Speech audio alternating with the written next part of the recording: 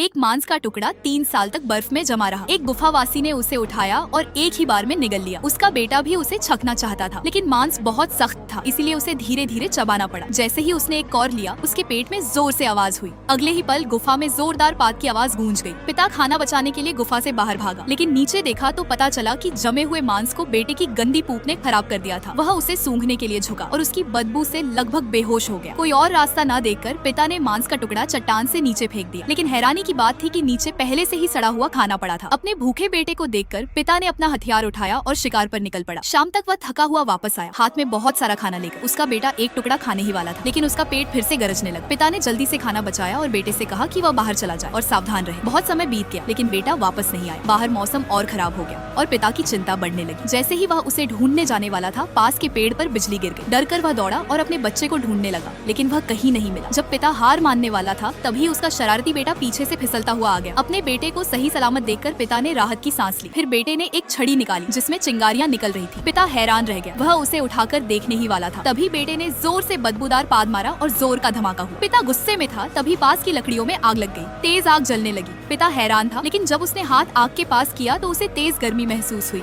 हवा में एक अजीब लेकिन अच्छी खुशबू फैल गई। जब उसने ध्यान से देखा तो समझ गया कि खाना आग के पास भुन रहा है। उसने एक टुकड़ा उठाया और चखा। भुना हुआ स्वाद बहुत ही स्वादिष्ट